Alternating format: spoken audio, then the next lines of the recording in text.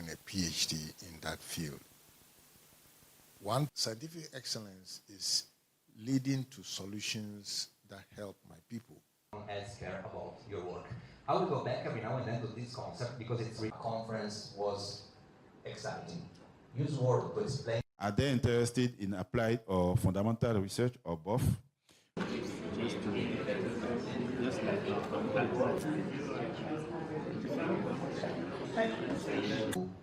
The stories, the challenges, the suffering, the joys of doing research. First one. This transformative grant has been viewing science from the application point of view, because of the field I'm in, that it has to lead to a better situation for my people. And if it does not, and it helps others, then yeah, it's good to do, but it's not in my interest. So I will narrow my thinking along that. But if it so happens that its core is general enough that it can benefit others, then I'm very, very happy with it. Try to UNDSS services. The first number is the that's in my career. Okay, so what? You don't try and recreate your own large language model, but you take one and then you try to retrain it, okay, with your own data, and you try and do it as much as possible locally, or if you rent a machine in the cloud, you rent it for a short period of time, finish your training, then take your model, and then start doing it locally. Because you want to have control of data, and you want to be part of the supply side of the thing. If you are satisfied with just being a user, that's also okay. Use your strength and apply and make some good shots.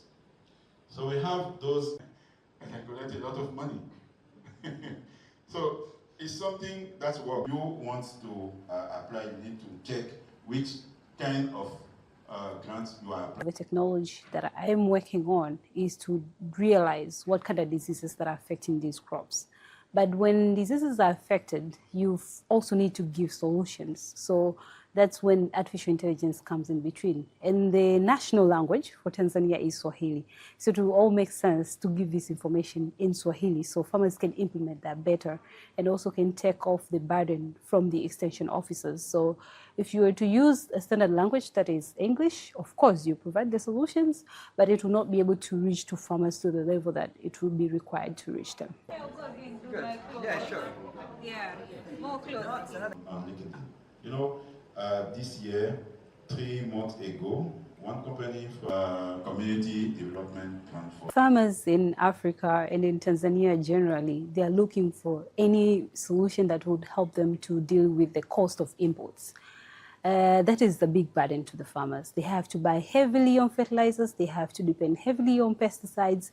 So the Internet of Things or the sensors that we're using, they're helping to detect these diseases early on before they can apply the pesticides. So if there is such solution, it will help to take off a little burden of the cost that they have to pay for the pesticides to apply for their crops. And when it comes to climate-related conditions, it is really important for farmers to know what is the climate condition so they know when to plant and when to harvest. promote the country. So it's something. The use of robotics is very possible with the adoption of the dam cultivation, which is the rich-list systems. Generally, a major limitation will be that farmers have no access to tractors with GPS. They also have no access to tractors with GNSS system. And basically, ridges are common with farmers. They use ridges for planting of tubers. And with this ridge, robots can automatically be guided with little resources, and farmers can achieve optimal use for weeding, for spraying of insecticides, and all of that, using the ridge as a guide.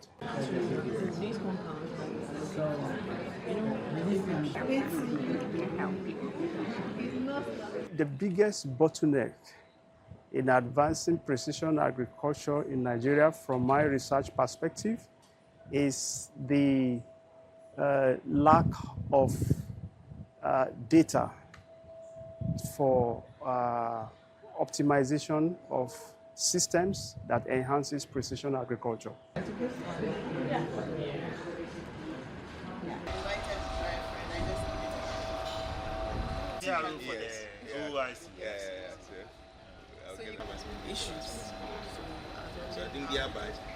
This workshop is taking place in Ghana. It puts Ghana on the map. It puts the science being done in Ghana on the map.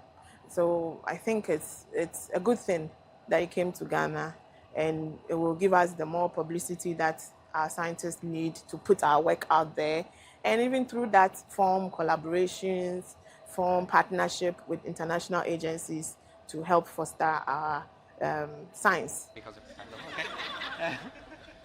Okay.